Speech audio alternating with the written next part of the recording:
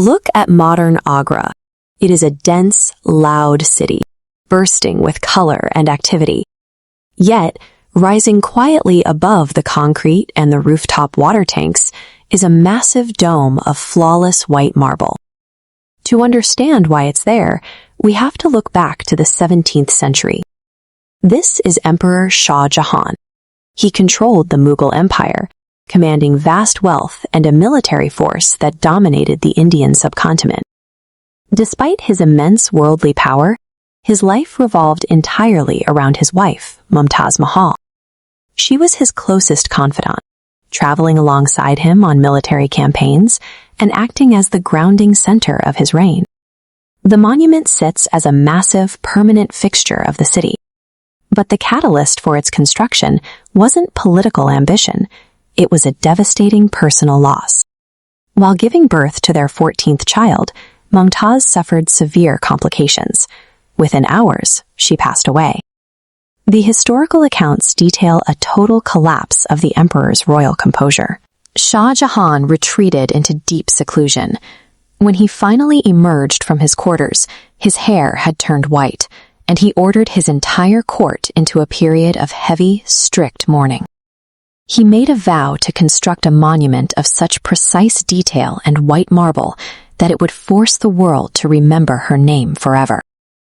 At the time, the Mughal Empire controlled nearly a quarter of the world's economic output. Shah Jahan directed that vast machinery toward a single, desperate attempt to freeze his fleeting romance in permanent stone.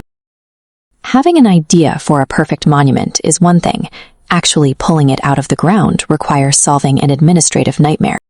Shah Jahan mobilized an army of builders. Over 20,000 artisans, stonecutters, and laborers were relocated to Agra from across India, Persia, and the Ottoman Empire. This data visualization illustrates the sheer volume of material required for the project.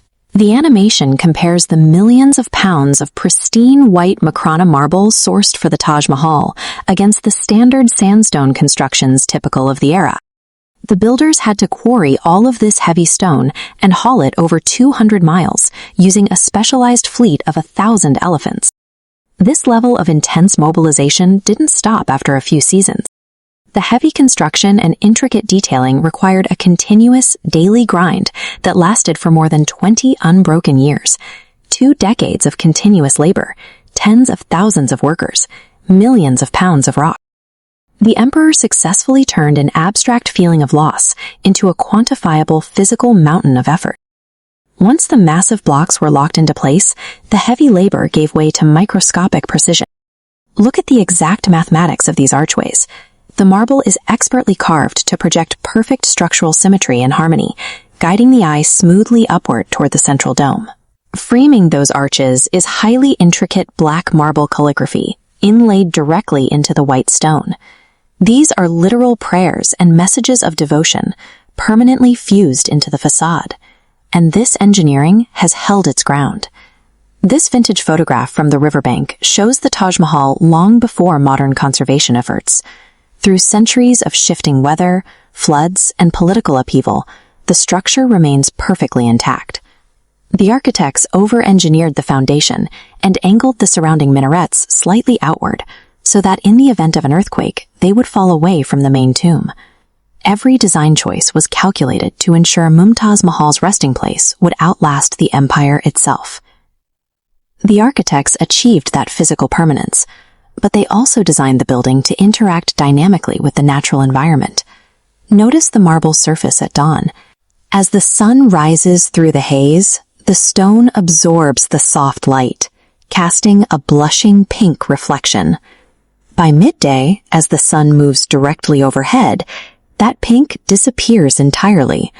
The facade hardens into a blinding, brilliant white against the open sky. As dusk approaches, the angle of the light drops. The structure absorbs the deep orange and yellow of the setting sun, glowing with fiery warmth. Finally, under the dark sky, the full moon pulls out a ghostly, luminescent blue from the polished stone. The building reacts physically to the passing of the hours. By catching and reflecting the changing light of the sun and moon each day, It anchors a centuries-old love story firmly in the present.